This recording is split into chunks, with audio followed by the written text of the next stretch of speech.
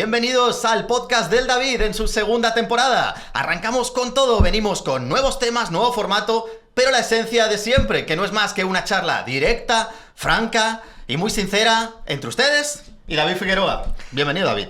Gracias, un gusto poder estar aquí nuevamente y sobre todo poder, Luciano, relanzar el podcast, como tú bien lo refieres, siempre con un objetivo, tener comunicación directa, que la gente sepa lo que estamos haciendo. ¿Qué está haciendo el diputado del Distrito 6, el corazón de Hermosillo? ¿Qué está haciendo? ¿Qué ha propuesto? ¿Qué anda haciendo en las colonias?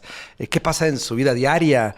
Pero sobre todo, ¿qué hace para poder ayudar a los electores de su Distrito 6 y desde luego también pues a Sonora, que al final de cuentas cuando uno es diputado pues termina legislando no nada más por un distrito sino para todo Sonora? Vamos al tema. A ver, ¿qué está haciendo el diputado David Figueroa? Nos interesa especialmente.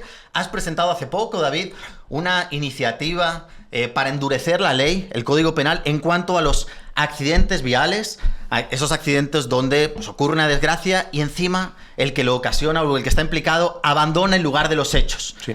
¿Qué pasa ahí? Algo está sucediendo en Sonora y muy en particular en Hermosillo, por cierto.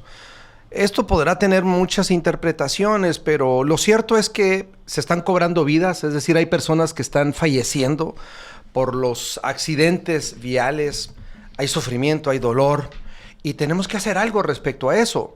Tan solo en lo que va de enero a marzo, tan solo en Hermosillo iban 9 personas que perdieron la vida por accidentes de tráfico, es decir, accidentes vehiculares. Y luego se está presentando un fenómeno que debemos de trabajar en él y frenarlo, es que el conductor que tiene el privilegio de ir frente a un volante y participa en un accidente y uno estima que un accidente es eso, es algo que tú no quieres que suceda, pero sucedió, pegan a una persona, la lastiman y huyen del lugar. En lugar de quedarse a brindar asistencia, a auxiliar a la persona que está lastimada, no, huyen. Y este patrón se está repitiendo mucho, un patrón que nos deshumaniza. Y eso tenemos que frenarlo. Por eso presentamos una iniciativa, Lu, que va en 2 vertientes. Una en el aspecto punitivo, elevar sanciones, y otra en el aspecto preventivo. La que va en el aspecto punitivo es una modificación al Código Penal que endurece la pena a las personas que abandonan el lugar del accidente. Vamos a suponer, don Juan va conduciendo su vehículo y lamentablemente participa en un accidente y hay una persona lesionada y esa persona muere. Pero don Juan decide irse del accidente. No decide humanamente a quedarse, a brindar asistencia y sobre todo a ponerse a disposición de la autoridad. Ese solo hecho será tipificado como grave, que alcanza de 2 a 10 años de prisión. Eso significa que ya no vas a poder obtener beneficios condicionados en el aspecto penal, vas a tener que enfrentar con cárcel. Eso por un lado. Y la otra iniciativa que presentamos, que es muy interesante también el día de ayer, que va mucho el tema de preventivo, ahí vamos a la ley de tránsito y la ley de parque vehicular.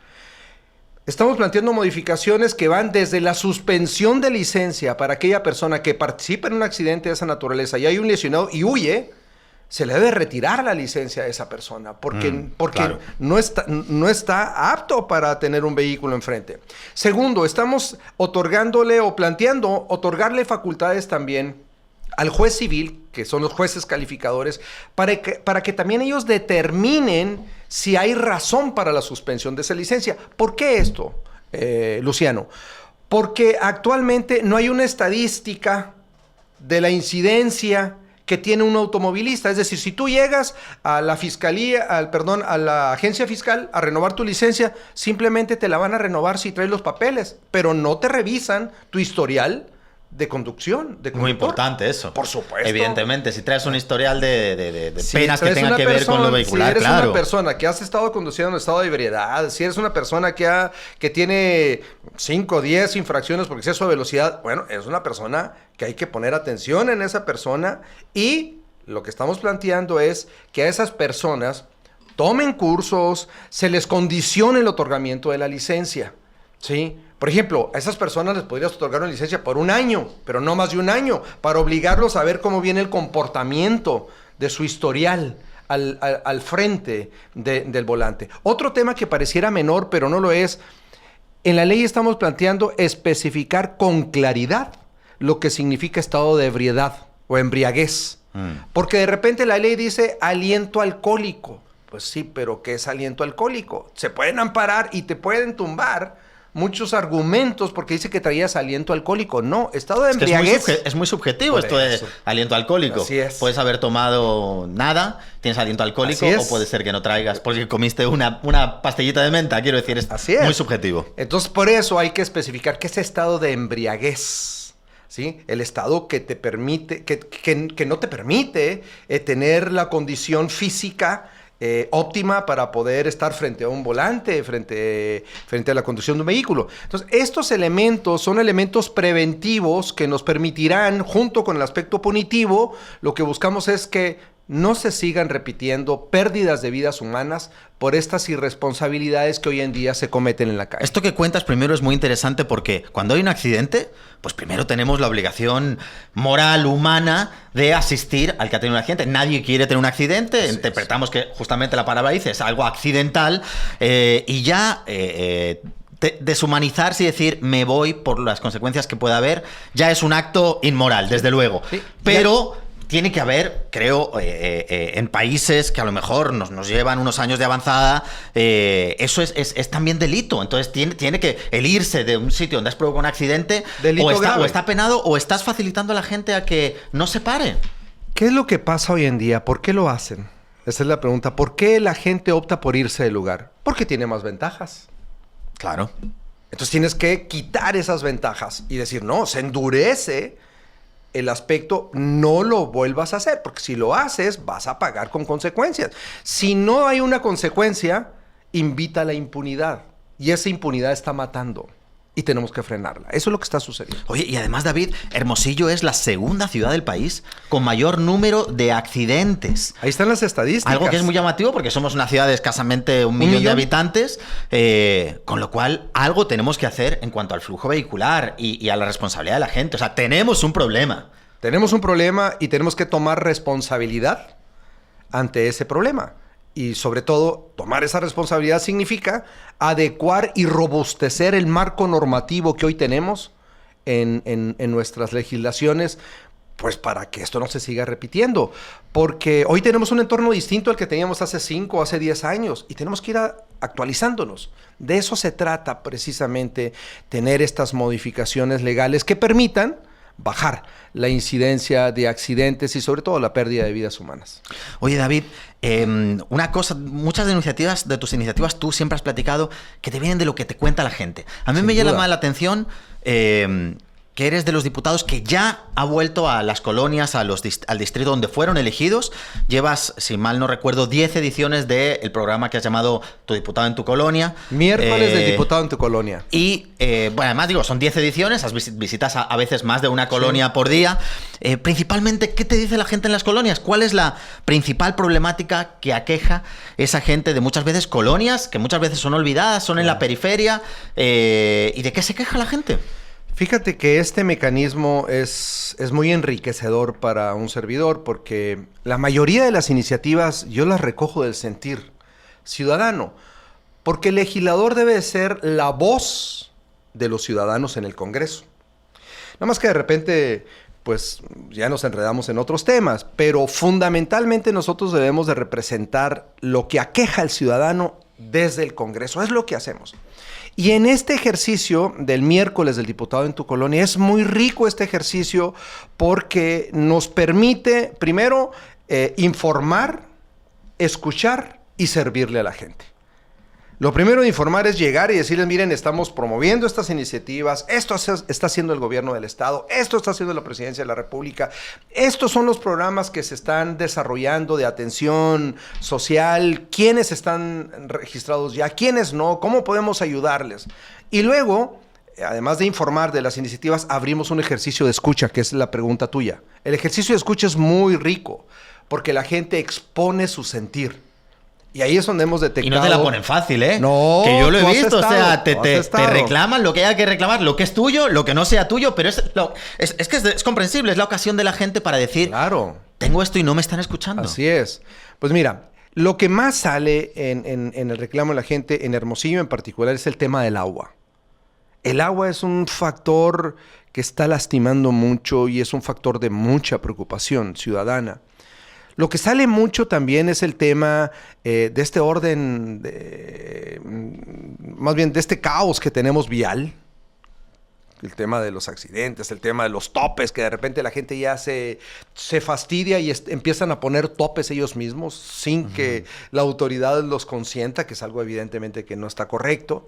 Pero esos son de los temas que recoges de ese sentir que la gente dice, a ver, no me estás escuchando, pues yo lo hago, ¿no? El otro tema que escucho mucho en colonias es pues el mal estado de la infraestructura vial que hay, es decir, la condición de las calles. Los baches, los tramos no pavimentados. El tema que surge mucho también es el tema de los espacios públicos que no están atendidos en muchas de las ocasiones, en muchas de las colonias, que no se les da mantenimiento, que no se les da seguimiento. Esos son, digamos, de los mayores temas que siempre están en discusión. Y luego está un tema que recientemente ha surgido mucho, el tema de la tenencia de la tierra, la regularización de los terrenos. Hay colonias enteras que no tienen título, Luciano. Luego entonces, pues no pueden tener electricidad. Y como no pueden tener electricidad, pues se cuelgan. Y luego vienen incendios, luego vienen muchas desgracias en torno a eso.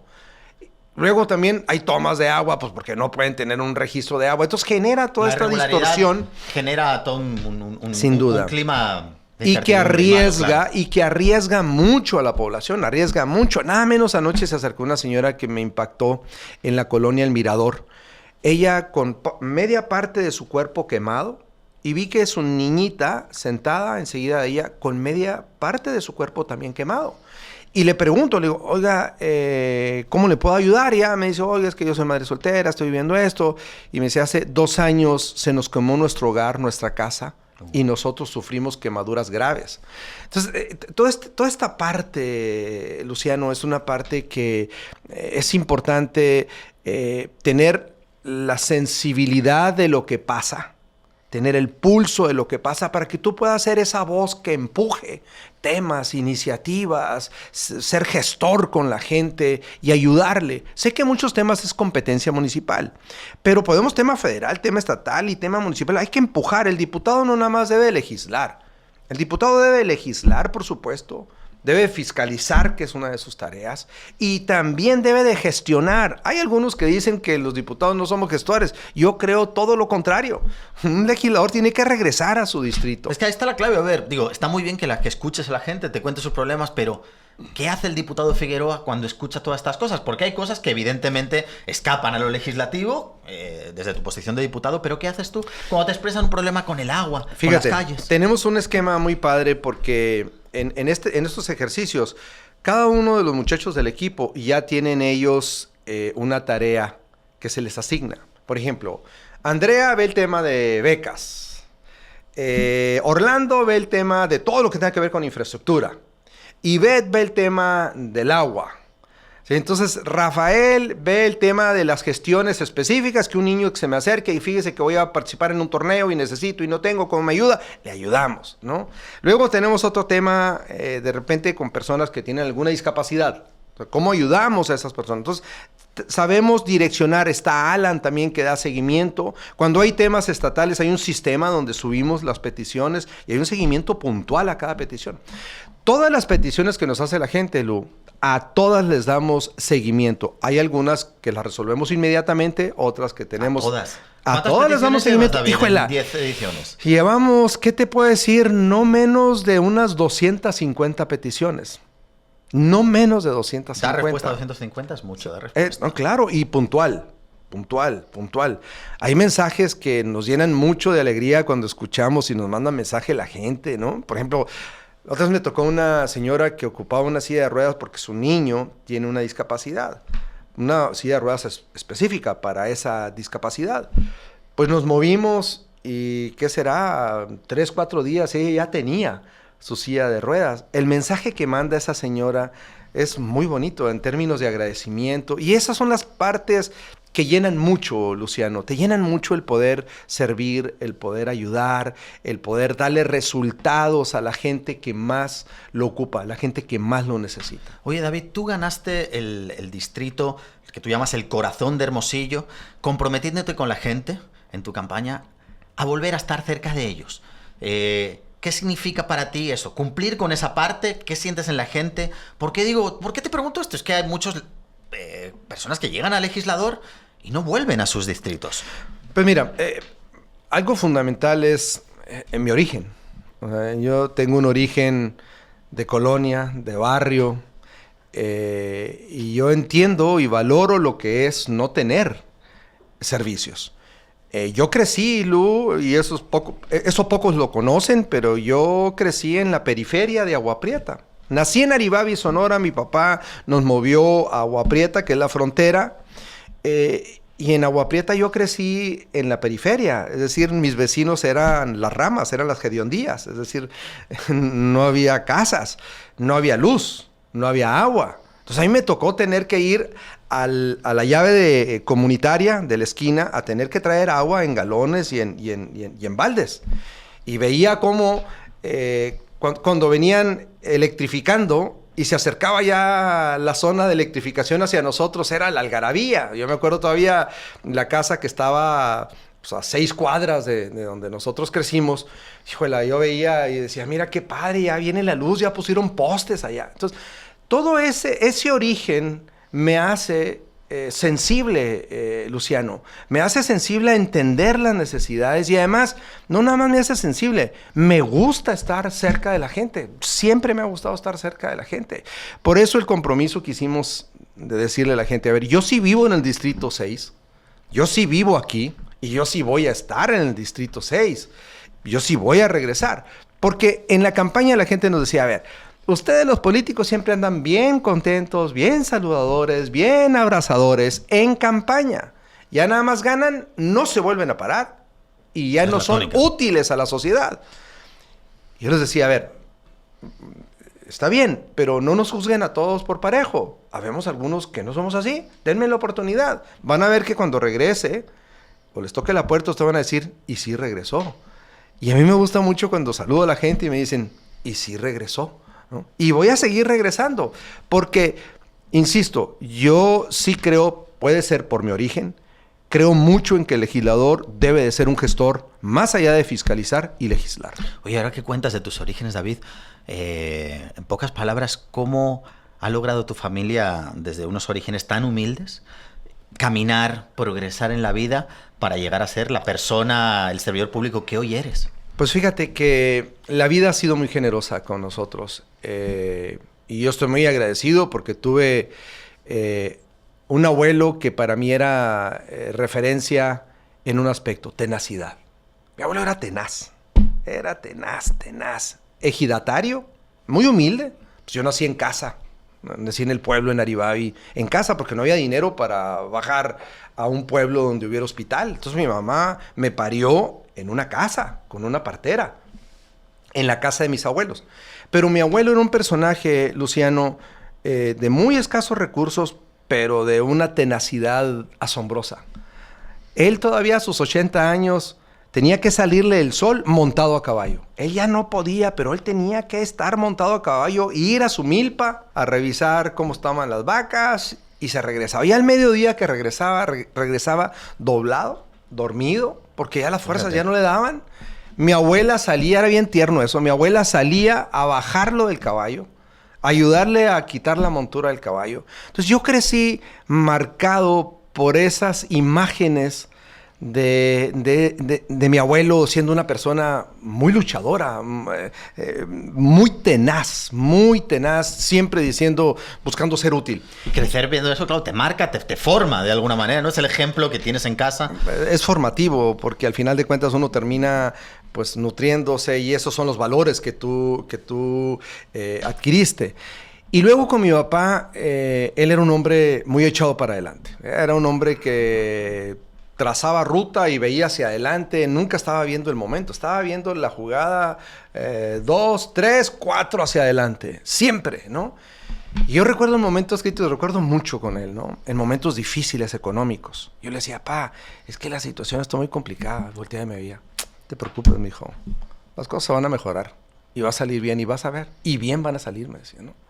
Híjole, hay cosas tan bonitas de él, que recuerdo una vez en una Navidad que estábamos muy complicados, era el error de diciembre del 94.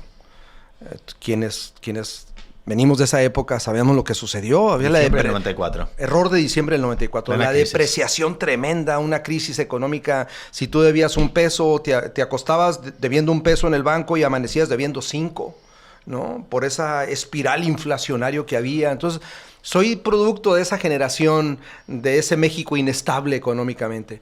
Hoy pareciera que está muy lejos eso, pero eso sucedió en los 90 y tantos. Entonces, yo recuerdo mucho que en un diciembre le dije, oye, papá, pues es que está muy difícil esto, o sea, y luego lo vi que fui y compró unas cosas. Le dije, oye, papá, no, pues sí, está muy complicado esto. Y me dijo así en palabras llanas, no, mijo, no te preocupes, me dijo. Va a venir dinero, me dijo. Y un jodazo de dinero, me dijo. Yo te dije...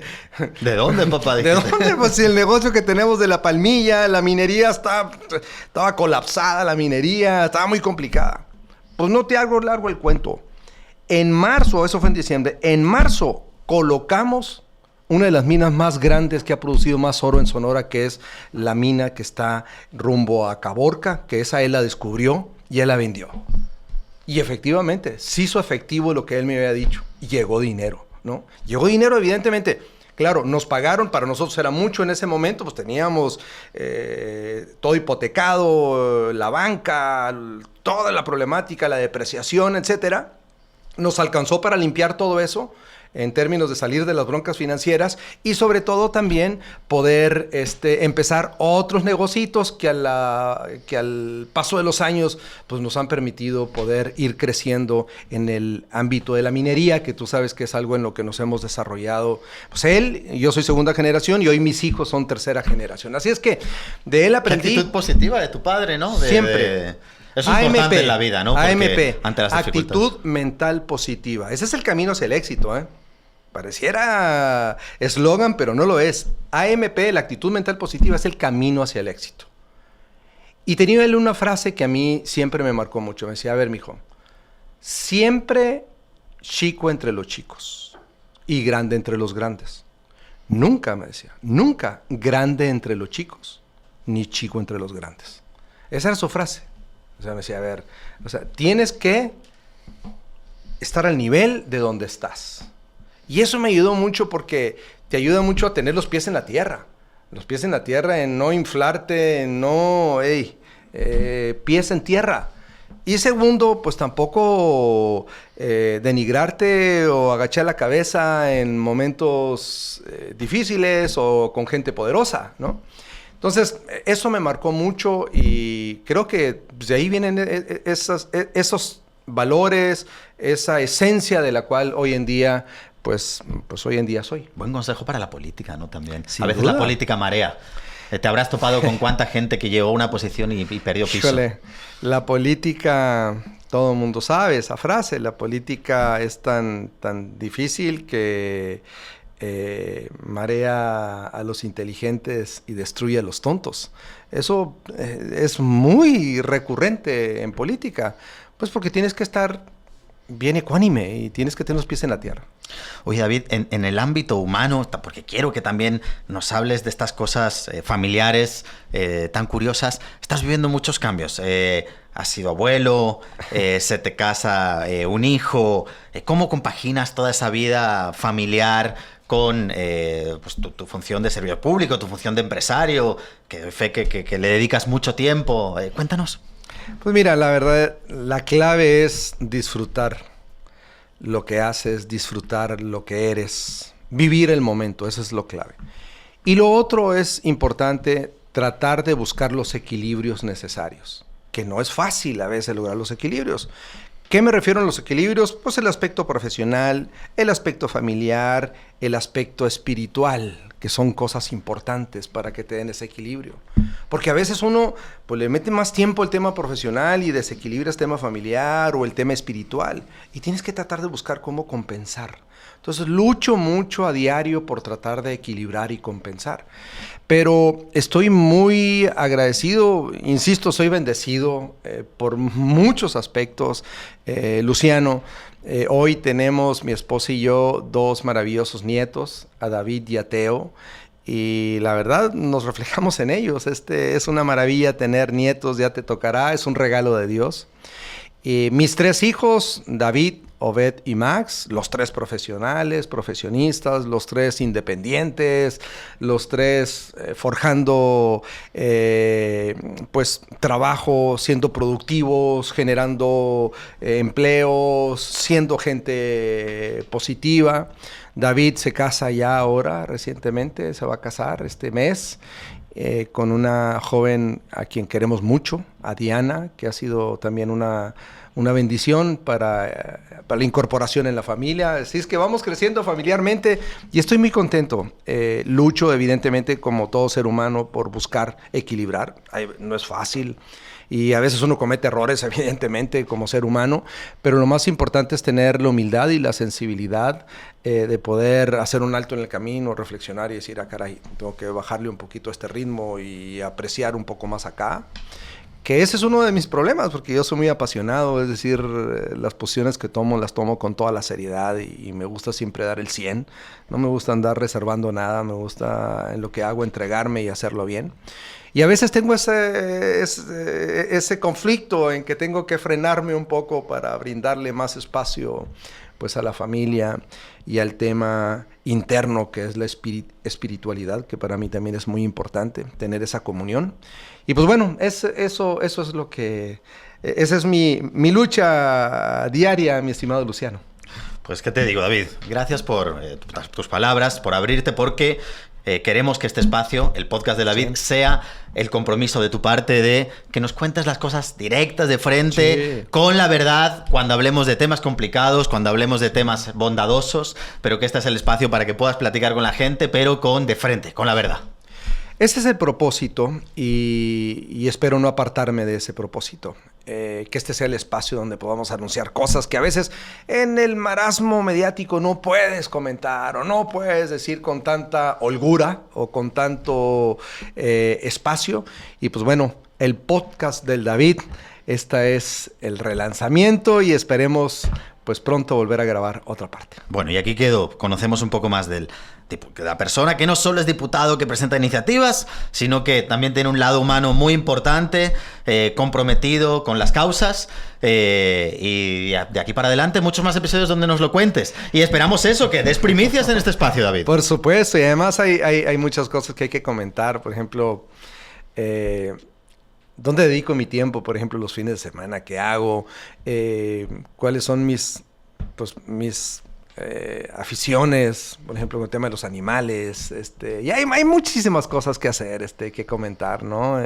Esas causas sociales, ¿qué causas abrazamos? ¿Cuáles ayudamos? ¿No? ¿Cuáles son los desafíos? ¿Cuáles son los retos que enfrentamos? Así es que, pues bueno, habrá mucho que comentar por acá. Pues con esto te emplazo al siguiente episodio donde continuaremos platicando. Gracias, David. Gracias a ti, Luciano.